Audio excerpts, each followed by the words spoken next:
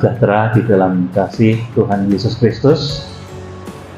Saat ini di Wisma Immanuel, Samirono Baru, 4 Juni 2023, saya akan menyampaikan satu rahasia firman Tuhan mengenai antikris.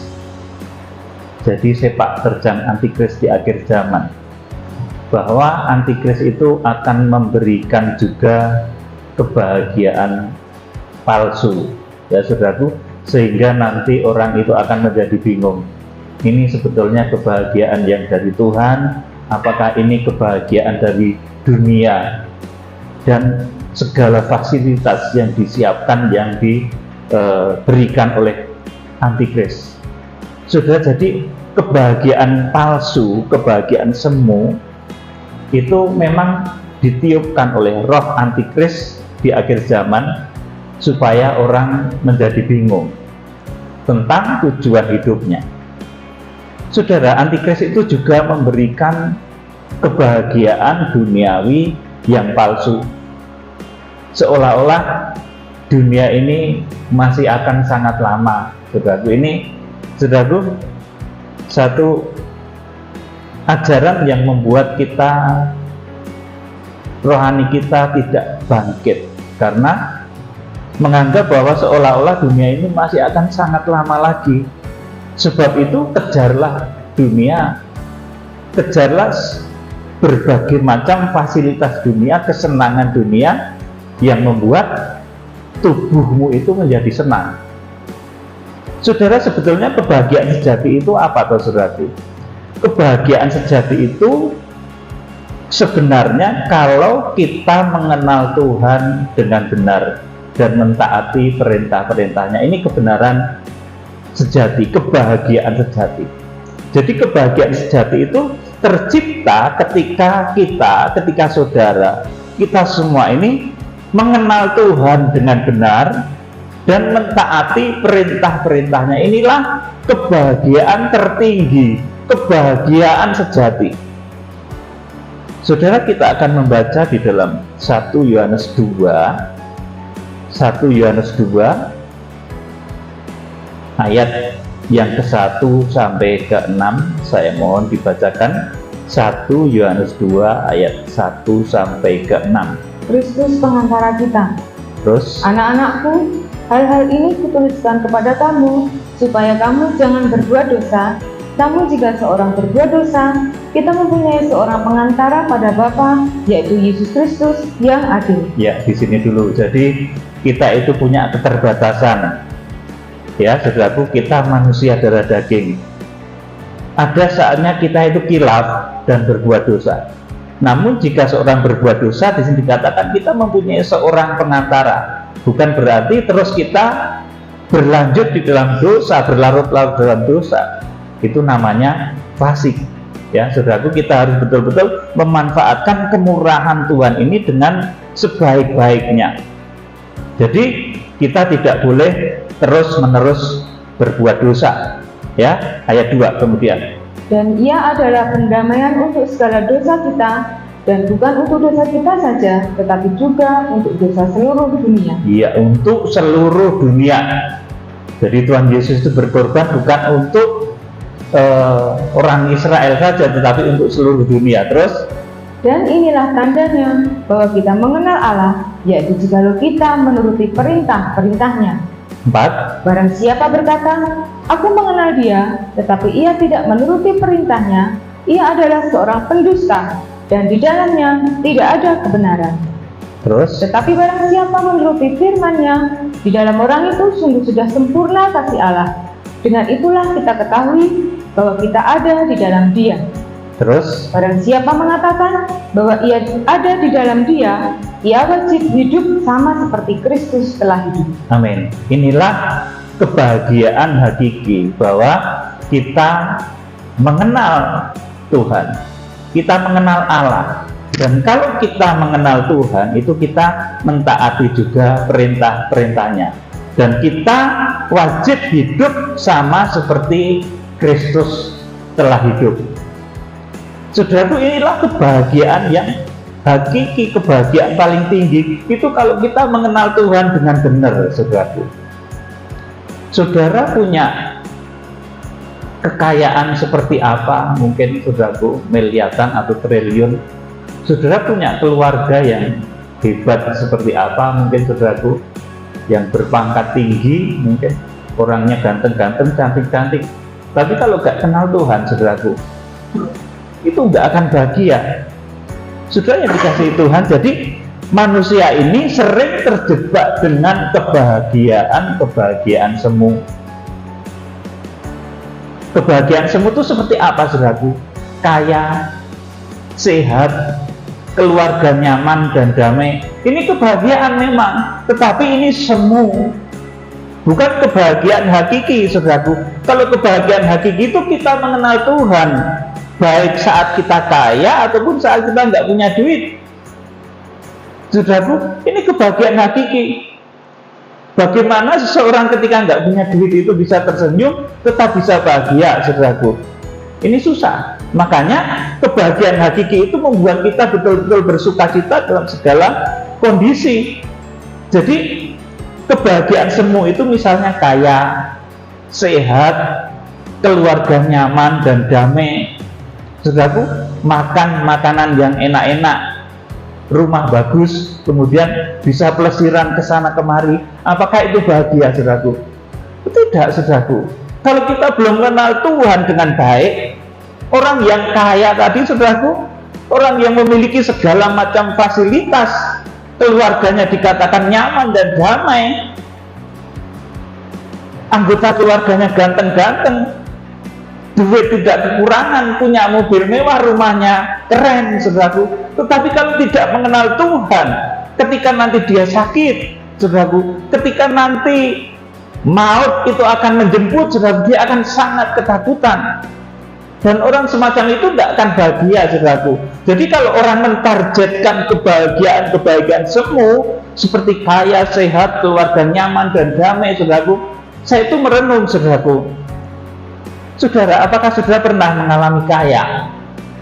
Saudara pernah mengalami sehat? Keluarganya nyaman dan damai gitu, saudaraku? Apakah kalau sudah begitu terus bahagia, saudaraku? Belum, saudaraku. Belum. Kebahagiaan hakiki itu kalau kita mengenal Tuhan dengan benar. Dan oleh sebab itu kita punya jaminan masuk surga minimal, saudaraku. Dan di akhir zaman sebisa mungkin kita ini ditargetkan untuk bisa nanti terangkat atau harpaso di Wahyu pasal yang ke-12 itu. Saudara, jadi saudara mengerti atau tidak, nanti ketika, saudaraku, kita itu menghadap pengadilan kursi Kristus, itu kita sendiri-sendiri loh, saudaraku. Ya saudara, di sini boleh ada hubungan famili, anak, bapak, suami istri, tapi nanti ketika saudara itu menghadap pengadilan kursi Kristus, itu nanti sudah dewe-dewean. Puji Tuhan kalau rohani saudara itu sama, nanti saudara akan ditempatkan di tempat yang sama. Tetapi kalau ternyata beda kadar rohani, yang satu di pelataran, yang satu di ruang kudus, ya terpaksa jadi beda ketika pengadilan kursi Kristus itu dijalankan. Jadi saudaraku, ketika kita itu menghadap pengadilan kursi Kristus, pengadilan kursi Kristus itu apa? Untuk mengadili orang-orang benar, untuk menempatkan di surga, di tempat masing-masing menurut tingkatan iman yang diperoleh oleh masing-masing jemaat. Nah, ketika kita menghadap pengadilan kursi Kristus itu, kita sendiri-sendiri. Saya sama anak saya mungkin juga sendiri-sendiri. Makanya saya selalu bilang, kamu harus jadi anak yang takut akan Tuhan. Saudara mungkin juga dengan anak-anak saudara, dengan istri atau suami saudara, nanti juga sendiri-sendiri ketika menghadap pengadilan kursi Kristus itu. Saudaraku, itulah sebabnya kita semuanya harus sadar dan mengenal Tuhan dengan benar. Saudara, bahkan ketika pengangkatan itu terjadi, itu kita pun sendiri-sendiri, saudara, kecuali yang kadar imannya sama. Tadi saya sampaikan, yang kadar imannya sama sampai ruang Maha Kudus ya diangkat betul-betul nanti sama-sama terus, saudaraku. Kita akan membaca Lukas pasal 17 ayat 34. Ini ketika pengangkatan. Kalau tadi saya ceritakan ketika pengadilan kursi Kristus, itu kita ngadepnya itu sendiri-sendiri, saudaraku. Bukan nanti rombongan, enggak, saudaraku. Tapi sendiri-sendiri. Ya, saudaraku, coba dibacakan Lukas pasal 17 ayat 34. Aku berkata kepadamu, pada malam itu ada 2 orang di atas satu tempat tidur, yang seorang akan dibawa dan yang lain akan ditinggalkan. Ya, amin. Saudaraku, ini pertama menunjuk kepada saat penyelamatan, saat pengangkatan. Ketika satu keluarga itu seiman sudah, saudaraku, di dalam Kristus sudah, tetapi kadar imannya beda. Yang satu itu kanak-kanak, yang satu itu, saudaraku, kadar imannya sudah tinggi. Yang satu akhirnya diambil, dibawa, dan yang lain ditinggalkan. Saudaraku, ini ketika masa pengangkatan itu terjadi, saudaraku, jadi ketika baik kita menghadap kursi Kristus, itu kita juga sendiri-sendiri, saudaraku.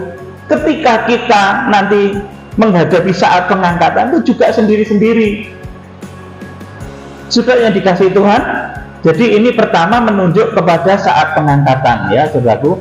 Yang kedua, ayat ini Lukas 17 ayat 34 ini, aku berkata kepadamu, pada malam itu ada 2 orang di atas satu tempat tidur, yang seorang akan dibawa dan yang lain akan ditinggalkan. Ini menunjuk ketika seorang suami istri itu, saudaraku, ya ini harus saya sampaikan ya, meskipun nggak enak bagi daging. Ketika seorang suami istri itu harus berpisah karena maut, ya, saudaraku, itu yang satu terpaksa diambil, saudaraku, dan yang satu ditinggalkan.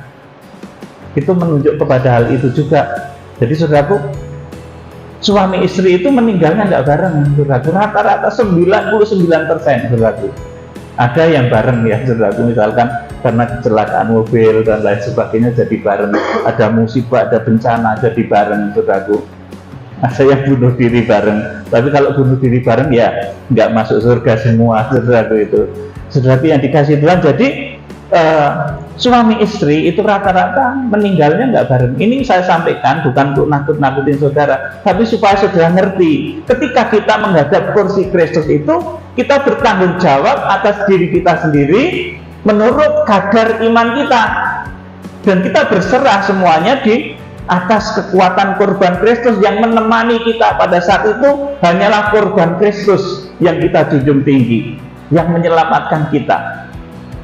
Saudara, jadi ketika seseorang itu meninggal, dia itu akan menghadapi sakitnya maut itu juga sendirian, saudaraku.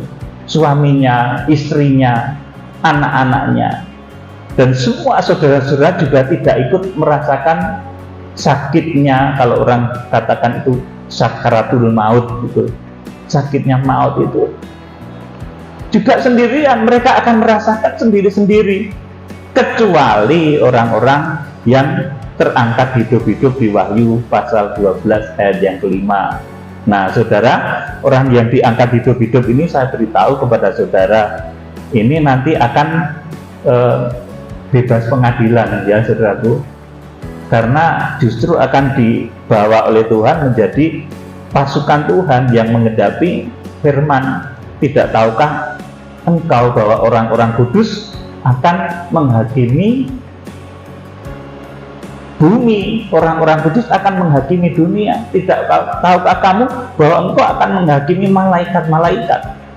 Saudaraku, jadi orang-orang yang terangkat hidup-hidup di Wahyu pasal 12 ayat yang kelima, yang harpazo, yang diangkat hidup-hidup, itu nanti ini bebas pengadilan, ya, saudaraku, betul-betul bebas. Karena ini satu rahasia sebetulnya, ya, saudaraku. Ini karena mencapai ruang Maha Kudus. Nanti ketika perjamuan malam kawin anak domba pun, saudara, ketika pengadilan kursi Kristus pun, saudaraku, ini karena ruang Maha Kudus sudah bersama Kristus. sudah didudukkan di tahta Bapa. Wahyu pasal 12 ayat yang kelima itu, saudaraku, ini sudah bebas. Bahkan nanti ketika ada pengadilan tahta putih pun ini tetap bebas, saudaraku. Jadi orang yang terangkat hidup-hidup ini nanti luar biasa sekali. Ini nanti mengandung rahasia dalam yang belum waktunya untuk saya terangkan lebih dalam lagi. Tetapi ini saya berikan satu gambaran yang sederhana saja. Saudaraku, kita akan membaca Matius pasal yang ke-10 ayat 34 sampai 42. Matius pasal 10 ayat 34 sampai 42. Bagaimana mengikut Yesus? Ya. Jangan kamu menyangka bahwa aku datang untuk membawa damai di atas bumi. Aku datang bukan untuk membawa damai, melainkan pedang. Sebab aku datang untuk memisahkan orang dari ayahnya, anak perempuan dari ibunya, menantu perempuan dari ibu mertuanya, dan musuh orang ialah orang-orang seisi rumahnya. Terus, barang siapa mengasihi bapa atau ibunya lebih daripadaku, ia tidak layak bagiku. Dan barang siapa mengasihi anaknya laki-laki atau perempuan lebih daripadaku, ia tidak layak bagiku. Amin. Sampai sini dulu saya terangkan. Saudaraku, ayat ini sebetulnya bukan mengajari kita untuk tidak mengasihi keluarga kita, tetapi ayat ini mendidik kita supaya kita mengasihi Tuhan itu lebih dari segala sesuatunya. Sebab nanti ketika kita menghadap kursi Kristus, itu yang menolong kita juga cuma Yesus, saudaraku. Ketika seseorang itu meninggal, saudaraku, mungkin karena tidak mendapat jatah di dalam kuota orang-orang yang diangkat, dia terpaksa meninggal, saudaraku. Ketika meninggal pun, saudaraku, akan menghadapi rasa sakitnya maut itu sendirian. Saudaraku, anaknya nggak akan ikut menghadapi rasa itu, istrinya, suaminya juga nggak akan, tetangganya apalagi. Saudaraku, jadi barang siapa mengasihi bapa atau ibunya lebih daripadaku, jadi saudara itu harus mengasihi Tuhan lebih daripada, ini pedih, saudara, pedih banget, lebih daripada keluarga saudara. Ini pedih, tapi kalau saudara bisa melakukan, orang yang mengasihi Tuhan itu pasti mengasihi keluarganya. Kan begitu, saudaraku. Jadi kalau saudara mengasihi Tuhan itu lebih daripada apapun, daripada saudara menyayangi keluargamu, daripada saudara menyayangi familimu, saudaraku, orang yang mengasihi Tuhan itu justru pasti mengasihi keluarganya. Nah, saudaraku, jadi di ayat ini Tuhan itu ingin dijadikan nomor satu. Barang siapa mengasihi bapa atau ibunya lebih daripadaku, ia tidak layak bagiku. Dan barang siapa mengasihi anak laki-laki atau perempuan lebih daripadaku, ia tidak layak bagiku. Saudaraku, ini sering dibalik oleh orang dunia, ya. Terus ada nyanyian, yang paling berharga adalah keluarga. Saudara, harta yang paling berharga, padahal harta yang paling berharga itu Roh Kudus yang ditaruh di dalam diri kita. Harta yang paling berharga di dalam hidup kita itu Tuhan. Nah, saudaraku, penyimpangan-penyimpangan yang halus seperti ini sering menjebak manusia. Sepertinya damai sejahtera, keluarganya penak-penak saja, saudaraku.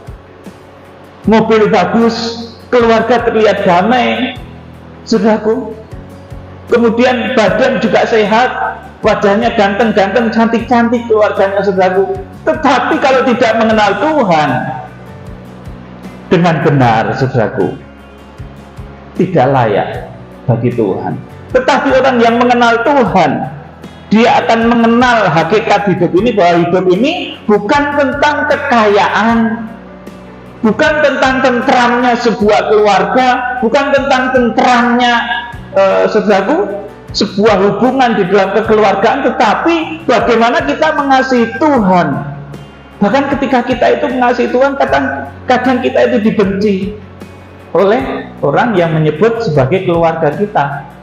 Saudara, di sini dikatakan, jangan kamu menyangka bahwa aku datang untuk membawa damai di atas bumi. Aku datang bukan untuk membawa damai, melainkan pedang. Sebab aku datang untuk memisahkan orang dari ayahnya, anak perempuan dari ibunya, menantu perempuan dari ibu mertuanya, dan musuh orang ialah seisi rumahnya. Saudaraku, barang siapa mengasihi bapak atau ibunya lebih daripadaku, ia tidak layak bagiku. Artinya apa?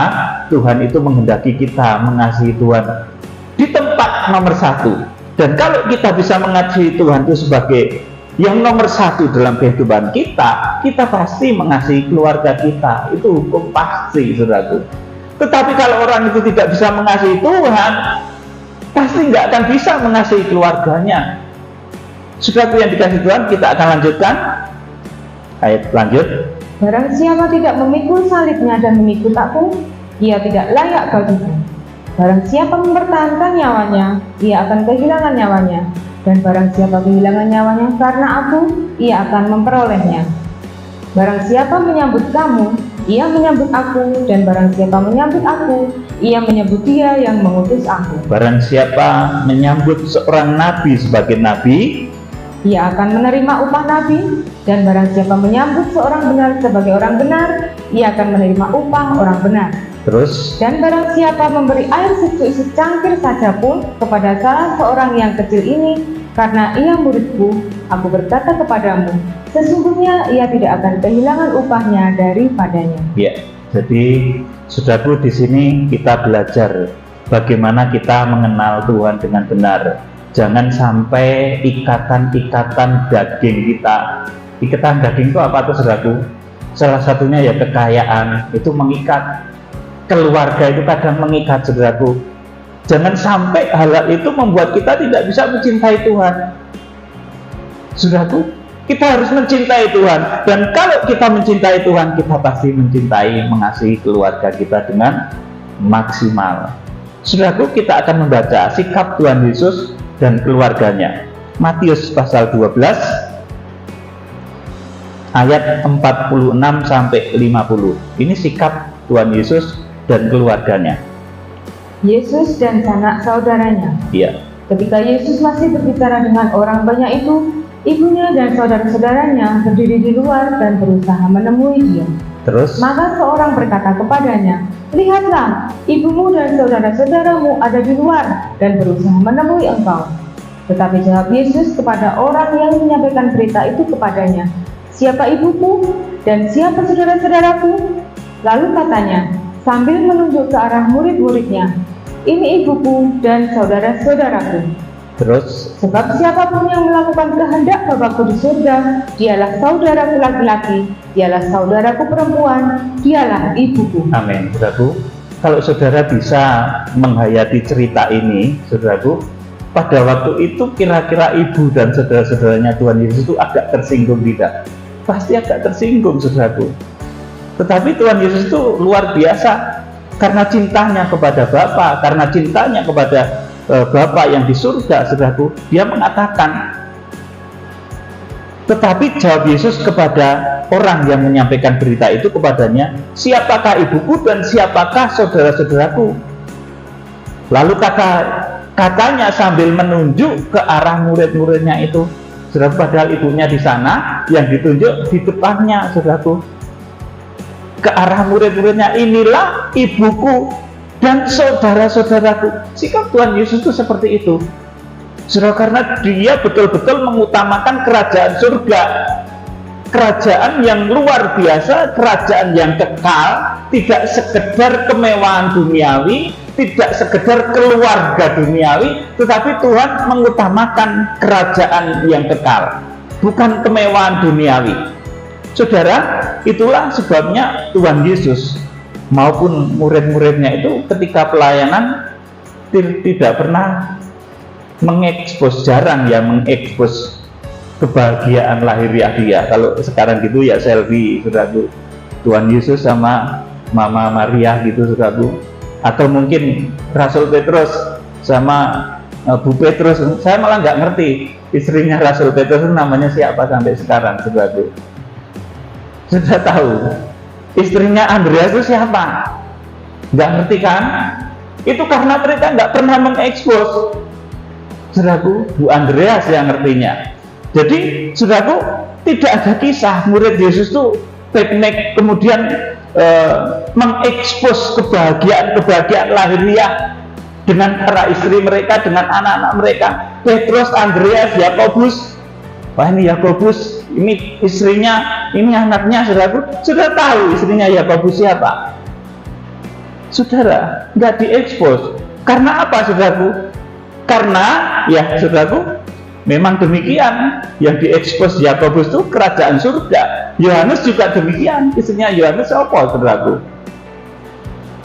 Filipus, Bartolomeus, itu murid Yesus, 12 murid Yesus, saudaraku. Bukan berarti istri itu gak penting, istri itu penting, saudaraku.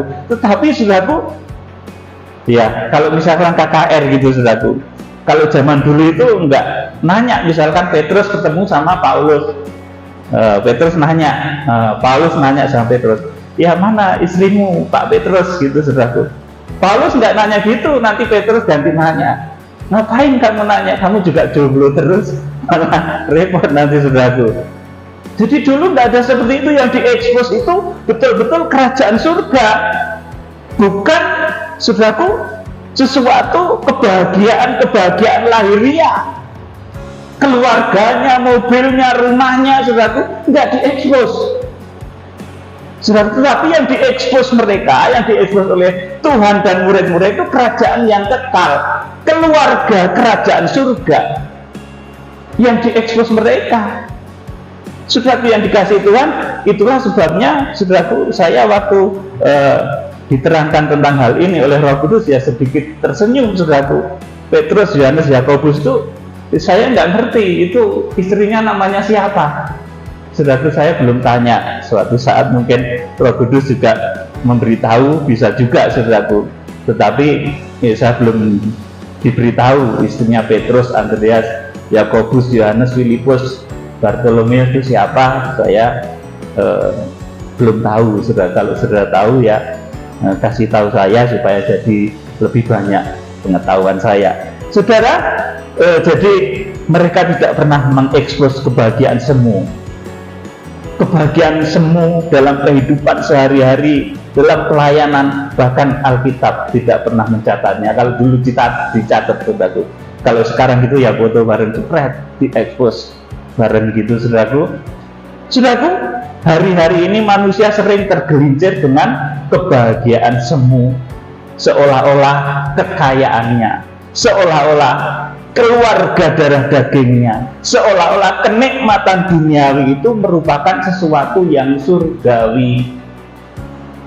Nah, kalau sudah demikian, saudaraku, kita menganggap bahwa kekayaan, keluarga darah daging, kenikmatan duniawi itu merupakan sesuatu yang surgawi. Lama-lama kita tergelincir. Kebahagiaan daging itu dianggap sebagai kebenaran surga yang harus diekspos dan dipertontonkan. Foto jepret dengan saudaraku, mobilnya yang keren, anak istrinya yang cantik-cantik, rumahnya yang mewah, dianggap itu sebagai tanda kalau dia masuk surga dan tujuan hidup. Kalau konsep seperti itu ditanamkan, saudaraku, maka yang muncul bukan bintang Tuhan tapi bintang film, saudaraku, bintang bersandiwara. Saudara yang dikasihi Tuhan, kita akan melihat saudaraku yang memiliki hobi mengumbar kebahagiaan dunia di muka umum. Saudaraku, saya akan beritahu, itu adalah pasangan antikris dan mempelai sundal Babil yang tertulis di Wahyu pasal yang ke-17. Jadi yang suka mengekspos kebahagiaan dunia yang semu, kekayaan di muka umum, itu adalah pasangan antikris dan mempelai sundal Babel. Semua kenikmatan dunia diekspos, bermesra-mesraan diekspos, kekayaan harta diekspos, kemewahan diekspos di depan umum, supaya manusia terjebak dan ngertinya kebahagiaan seperti itu tuh kebahagiaan surga, padahal bukan. Sudah kita akan baca Wahyu pasal 17 ayat 1 dan seterusnya, Ibu Tami. Ini yang mengekspos kebahagiaan duniawi, ini yang mengekspos, mempertontonkan, saudaraku, kebahagiaan semu kenikmatan dunia itu semuanya diekspos. itu pasangan antikris dan mempelai sundal Babel. Wahyu pasal 17 ayat 1 dan seterusnya. Penghakiman atas Babel. Ya, terus Lalu datanglah seorang dari ketujuh malaikat yang membawa ketujuh cawan itu dan berkata kepadaku, "Mari ke sini, aku akan menunjukkan kepadamu putusan atas pelacur besar yang duduk di tempat yang banyak airnya. Terus Dengan dia, raja-raja di bumi telah berbuat cabul, dan penghuni-penghuni bumi telah mabuk oleh anggur percabulannya." Terus ketiga. Dalam roh aku dibawanya ke padang gurun, dan aku melihat seorang perempuan duduk di atas seekor binatang yang merah ungu, yang penuh tertulis dengan nama-nama hujat. Binatang itu mempunyai 7 kepala dan 10 tanduk. Amin. Jadi ini foto di padang gurun ya, saudaraku. Ini diperlihatkan kepada Rasul Yohanes, saudaraku. Foto kemesraan antara mempelai sundal Babel dan antikris itu dipamerkan dengan segala kemewahannya, gitu, saudaraku, dipamerkan. Kemesraannya dipamerkan. Terlihat, saudaraku. Ayat yang keempat. Dan perempuan itu memakai kain ungu dan kain kirmisi yang dihiasi dengan emas, Iya, ini kemewahan dunia. Terus permata dan mutiara. iya, kemewahan juga. Terus Dan di tangannya ada suatu cawan emas penuh dengan segala kekejian dan kenajisan percabulannya. terus Dan pada dahinya tertulis suatu nama, suatu rahasia, Babel besar, ibu dari wanita-wanita pelacur dan dari kekejian bumi. terus Dan aku melihat perempuan itu mabuk oleh darah orang-orang kudus dan darah saksi-saksi Yesus. Dan ketika aku melihatnya, aku sangat heran. terus Lalu kata malaikat itu kepadaku, "Mengapa engkau heran? Aku akan mengatakan kepadamu rahasia perempuan itu dan rahasia binatang yang memikulnya, binatang yang berkepala 7 dan bertanduk 10 itu. Adapun binatang yang telah kau lihat itu telah ada, namun tidak ada. Ia akan muncul dari jurang maut dan ia menuju kepada kebinasaan. Dan mereka yang diam di bumi, yaitu mereka yang tidak tertulis di dalam kitab kehidupan sejak dunia dijadikan, akan heran apabila mereka melihat bahwa binatang itu telah ada, namun tidak ada, dan akan muncul lagi." Amin. Sampai di sini. Jadi ini saya terangkan bahwa kebiasaan mempelai sundal Babel itu mengekspos kenikmatan jasmani, kemesraan jasmani, kenikmatan jasmani, kekayaan jasmani itu diekspos. Untuk apa? Supaya manusia-manusia lain juga bergaya hidup seperti itu, terjebak dan menjadi lupa mengenal Tuhan dengan benar. Ini beda dengan Wahyu pasal 12, saudaraku. Wahyu pasal 12 itu mempelai wanita anak domba itu malah dewe, lepoto, saudaraku. Maka tampaklah tanda besar di langit, seorang wanita berselubungkan matahari, bulan, dan dewe. Kemesraannya nggak diumbar, saudaraku. Saudaraku yang dikasih Tuhan. Jadi, saudaraku, Wahyu pasal 17 ini merupakan contoh dari arus akhir zaman. Orang-orang yang mempertontonkan, saudaraku, kenikmatan duniawi, saudaraku, supaya manusia menjadi terjebak dan menganggap bahwa itu merupakan sesuatu yang benar, sesuatu yang enak dinikmati, itu sesuatu yang benar, itu sesuatu yang menyenangkan, saudaraku, dan itu menjadi panutan banyak orang nantinya. Saudaraku yang dikasihi Tuhan Yesus, jadi kita jangan sampai terjebak kepada kenikmatan palsu, saudara, karena antikris di akhir zaman itu akan memberikan kebahagiaan palsu, ya saudaraku, yang wujudnya apa tadi, saudaraku? Mengumbar kemesraan, kekayaan, dan lain sebagainya. Saudaraku yang dikasihi Tuhan, itu antikris di akhir zaman itu akan menjebak manusia seperti itu. Kalau kamu nanti seperti ini, rumahnya bagus, saudaraku, seolah-olah mesra, saudaraku, ini manusia dijebak dalam hal seperti ini, supaya nanti kemudian tidak mengenal Tuhan dengan benar, apalagi memahami kitab Wahyu menjadi sangat jauh. Saudara, firman Tuhan pada sore hari ini mengingatkan kepada kita supaya kita jangan terjebak kepada kebahagiaan palsu. Ingat, nanti ketika seseorang itu, ya, kalau saya berharap semuanya nanti bisa diangkat, ya, kadar rohaninya sama, sudah akan tetap bersama-sama. Tetapi apabila ternyata diizinkan seseorang itu meninggal dunia, maka ketika meninggal dunia itu, ketika merasakan sakit juga sendirian, saudaraku. Istrinya, suaminya, anak-anaknya juga nggak merasakan sakit, sendirian, saudaraku. Kemudian ketika harus menghadap pengadilan kursi Kristus, bema Kristus juga sendiri, saudaraku yang dikasih Tuhan. Jadi seseorang, ya ini sebetulnya dalam, kalau saya sampaikan kemungkinan ada sedikit perih juga, karena harus disampaikan ini pengetahuan yang dalam, ya saudaraku. Ketika seseorang meninggal, suami atau istri salah satu meninggal duluan, itu saudaraku, itu nanti ketika menghadap kursi Kristus itu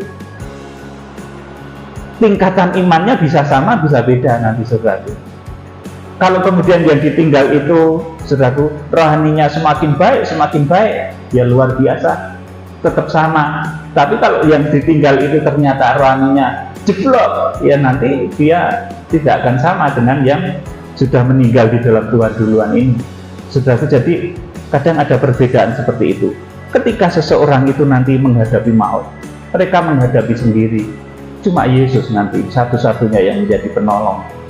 Sudah, ketika seseorang menghadapi kursi Kristus, juga itu nanti Yesus sendiri yang akan menolong kita, saudaraku. Dan saya berharap saudara nanti menjadi orang-orang yang terangkat, atau saya berharap juga kita menjadi orang-orang yang memiliki kadar rohani yang terukur sebagai bait suci Allah, sehingga persekutuan kita ini betul-betul kekal, saudaraku. Kita masuk di dalam kerajaan surga juga pada tingkatan-tingkatan yang sepadan, saudaraku. Itu enak, saudaraku. Jadi saya pesan baik kepada keluarga darah daging saya, supaya takut akan Tuhan menjadi kunci. Kepada keluarga rohani saya juga seperti itu, takutlah akan Tuhan, kenallah Tuhan dengan baik dan benar, supaya saudara itu menjadi keluargaku. Maksud saya itu seperti itu, saudaraku. Kalau engkau mendengarkan firman Tuhan, engkau melakukan pekerjaan firman, melakukan firman Tuhan, maka saudara keluargaku, engkaulah ibuku, engkaulah saudara-saudaraku. Saudaraku, seperti itu. Siapa yang melakukan firman Tuhan? Tuhan katakan, dialah ibuku, dialah saudara-saudaraku. Kiranya Tuhan Yesus Kristus memberkati.